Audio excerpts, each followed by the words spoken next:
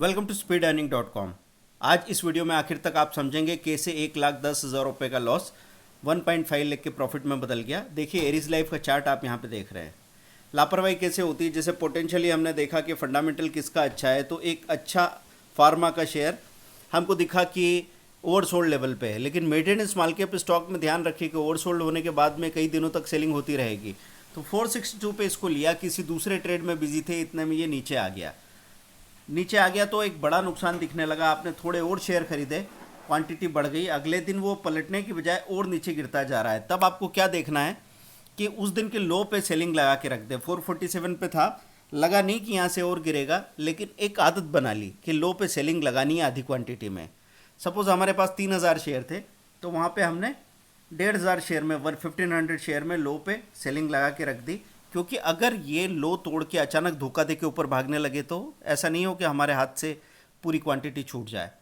442 पे इसने अपना लो ब्रेक किया और सीधा ये लुढ़क के 437 433 दिखने लगा। टुकड़े टुकड़े में प्रॉफिट बुक करते रहे हम, 500 शेयर नहीं सोचा था, लेकिन 425 पे जाके बंद हो रहा था। तब आखिरी 300 या 500 शेयर खरीदे, तो आपको जितना लॉस हुआ उसमें से एक बड़ा हिस्सा मिला। ऐसा नहीं है कि आपका नुकसान बढ़ नहीं रहा है, नुकसान हर रोज़ बढ़ रहा है। वो 50,000 का लॉस था, वो 70,000 दिखने लगा, लेकिन इंट्राडे में आपने 10,000 रुपया बाहर निकाल लिया है। ठीक है, ये शेयर फंडामेंटली स्ट्रांग है, पलट के एक दिन ऊपर चलेगा, इस चीज़ को 1-1.5 महीना लग सकता है, ये बात दिमाग में रखनी है। अगले दिन 425 खुला, 428 गया, वहाँ पे हमको लगा चलो चलेगा, लेकिन लो पे 422 के लो पे फिर से सेलिंग लगा के रखी थी। सेलिंग एक्टिवेट हुई और बहुत तेज़ी से ये 401 रुपये की तरफ चला गया। तब तक नुकसान 1,10,000 दिखने लगा था। उस दिन के एवरेज को देखा, 406 रुपये का था, 406 रुपये पे बाइंग लगा के बैठे थे हम एक्स्ट्रा क्वांटिटी में। मतलब जो 3,000 शेयर हमारे पास है वो तो ठीक है, लेकिन 2,000 शेयर की और एक्स्ट्रा बाइंग हम 406 रुपये पे लगा के बैठे हैं, लेकिन सामने से एवरेज नहीं कर रहे हैं। ये सब गौर करने की बातें हैं। अगर ये पलट के अपने एवरेज को तोड़ के भागता है तो इसका मतलब ये रिवर्सल है, वो रिवर्सल बहुत तेज़ी से आएगा, क्योंकि हम अपनी आंखों के सामने ये गिरावट देख रहे हैं। 15% की गिरावट ओवरसोल्ड लेवल पे और हो चुकी है, तो शेयर पलट के सीधा चलेगा। 406 पे हम ऑर्डर लगा के बैठे थे, ट्रिगर और बाइंग प्राइस में पता नहीं क्या गैप आई कि उस पे से जंप करके चला गया।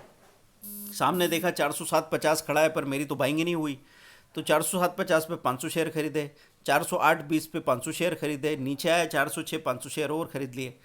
ऐसे करके और हमने इकट्ठा किया, थोड़ी देर में एकदम भागा, वो 415 दिखने लगा, फिर देखा 418 दिखने लगा, थोड़ा सा प्रॉफिट बुक किया, फिर देखा 423 पे जाके बंद हो रहा है।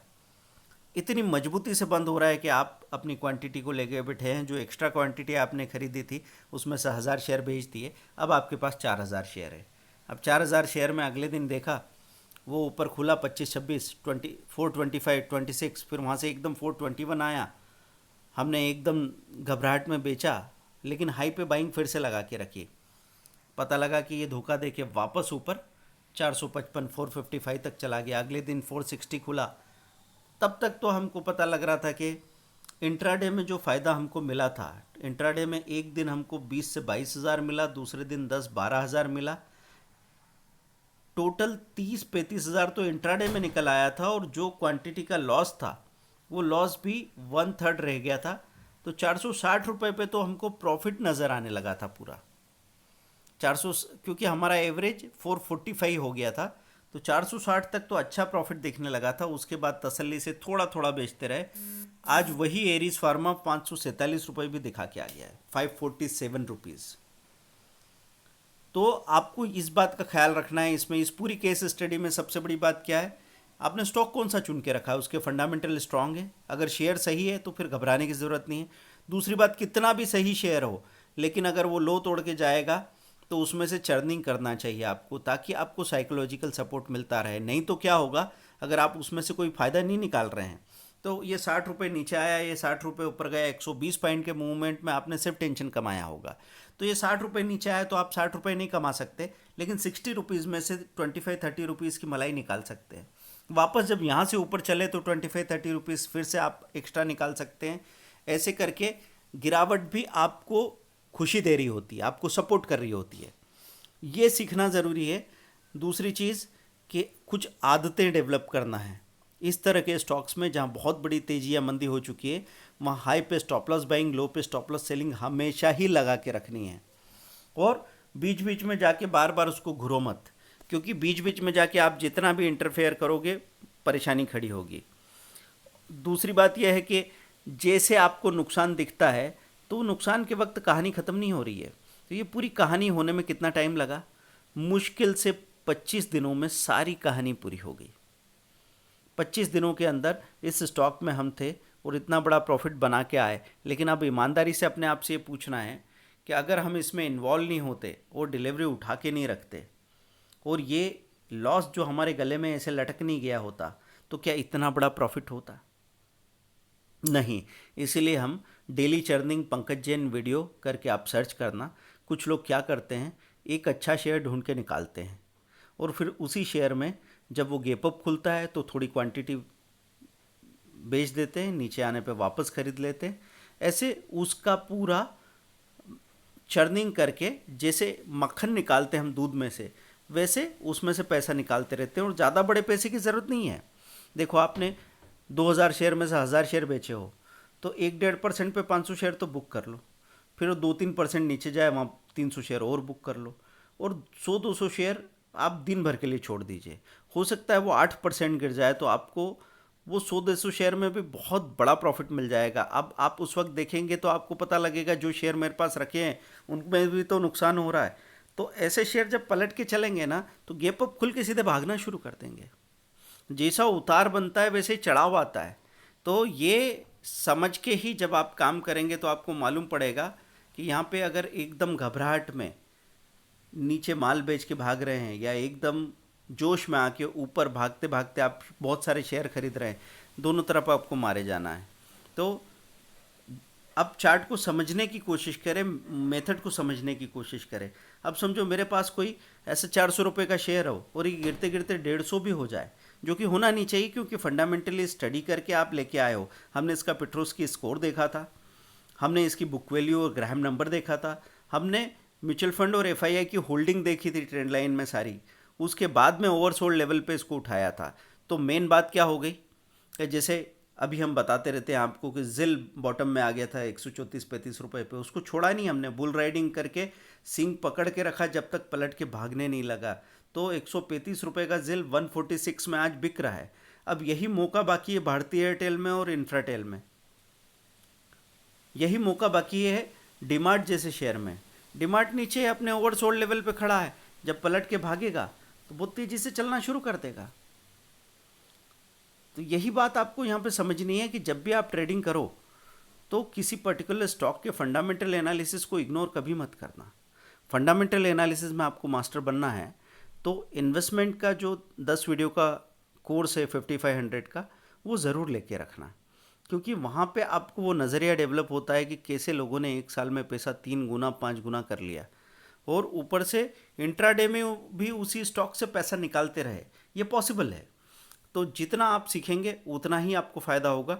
20,000 1 मंथ का सुपर ट्रेडर कोर्स लॉन्च हो चुका है और बहुत आसानी से लोग सीख रहे हैं। कई बार खुशकिस्मती ऐसी होती है कि अगले 4 दिनों में ही वो अपनी फ़ी का 50% रिकवर कर लें, ये भी हो जाता है। लेकिन ऐसा सोच के नहीं आना है, आपको सोचना है 20,000 रुपये का अगर मैं साल भर भी इस्तेमाल करूँगा इस नॉलेज का, तो मेरे लिए एक दिन की कॉस्टिंग क्या है? 100 रुपये। और ये 100 रुपये दे के क्या मैं 500 रुपये एक्स्ट्रा बना सकता हूँ?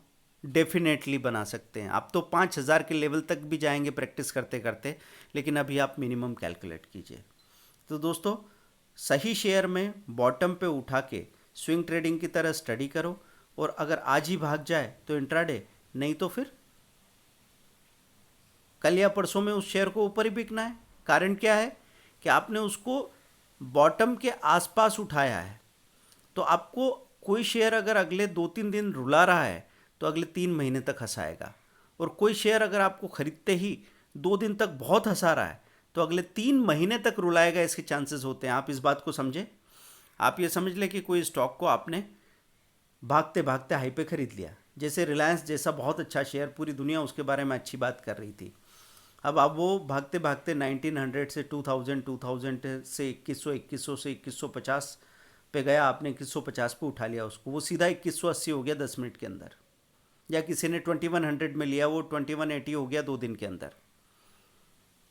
आपको लगा कि यार ये तो भाग रहा है, भागते ही रहेगा, कितनी तेज़ी से चल रहा है।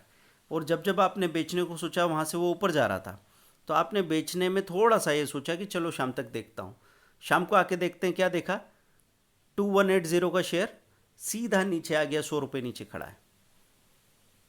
अब आप वहाँ पे फंस गए और वेट किया तो 100 रुपये नीचे और आ गया, तो आपको बड़ी घबराहट दिखने लगी। अब ये तो अच्छा शेयर है, रिलायंस था और मार्केट सपोर्ट कर रहा है। ऐसे किसी mid and small cap stock में बगैर किसी फंडामेंटल के घुस जाएं आप, और वो आपके सामने आधा हो जाए तो क्या करेंगे? पूछिए लोगों से जिन्होंने ऐसे स्टॉक्स को, यस बैंक जैसे स्टॉक जो बॉटम पे बॉटम तोड़ रहे थे, रिलायंस कैपिटल, रिलायंस इंफ्रा, आरकाम, ऐसे शेयर्स में कहीं एंट्री कर ली, क्या हालत हुई उनकी, आप देख सकते हैं। इसलिए मैं आपसे कहता हूँ थोड़ा दूर के देख के, मतलब आपको कभी ऐसा नहीं सोचना है इंट्राडे में मुझे 5 दिन का चार्ट क्यों देखना, मुझे 3 महीने का 1 साल का चार्ट क्यों देखना, मैं क्यों फंडामेंटल देखूं, बिजनेस क्या कर रहा है क्या नहीं कर रहा है, कौन से सेक्टर का है, सब देखना काफ़ी काम का होता है। आप हमारे साथ सीखना शुरू कीजिए, किसी भी छोटे कोर्स से। संडे के दिन एक मास्टर स्ट्रेटेजी का कैप्सूल कोर्स है 699 का। ये उन लोगों के लिए बनाया गया है जिन लोगों को बहुत डर लगता है कि यार नॉलेज का पता नहीं क्या फ़ायदा होता होगा, मार्केट का क्या भरोसा है। वो लोग एक अगर ट्रेनिंग ले लेना तो फिर ज़िंदगी भर वो हर वक्त कुछ ना कुछ सीखने की चाह में रहेंगे। क्योंकि सीखना स्टॉक मार्केट का ऐसा है कि आज सीखा तो परसों उसका डबल पैसा मिल जाए, इसकी संभावना बनती है। हर दिन सीखने से हर दिन फ़ायदा हो तो कौन सीखना रोकना चाहेगा। इसीलिए तो पिछले 20 सालों से लगातार हम लोग सीख रहे हैं, सिखा भी रहे हैं, सीख भी रहे हैं, और उसका फ़ायदा भी मिल रहा है। हम खुद भी फ़ायदा उठा रहे हैं, हमारे साथ 20,000 लोग जिन्होंने हमारे साथ ट्रेनिंग ली वो भी फ़ायदा उठा रहे हैं, और लाखों लोग, 1.5 लाख मेरे सब्सक्राइबर्स, और जितने लोगों ने वीडियोस देखा, सब ने कहीं ना कहीं नॉलेज का फ़ायदा उठाया है। आप सब्सक्राइब करेंगे चैनल को तत्काल, शेयर करेंगे मैक्सिमम लोगों के साथ, एक ग्रुप बनाइए क्योंकि माहौल बनने से सबसे ज़्यादा काम होता है। लाइक कीजिए और कमेंट करते रहिए प्लीज़। हर वीडियो पे जहां आपको सुधार दिखे कमेंट बताइए, हम उस पर काम करने की पूरी कोशिश करेंगे। Thank you very much, bye.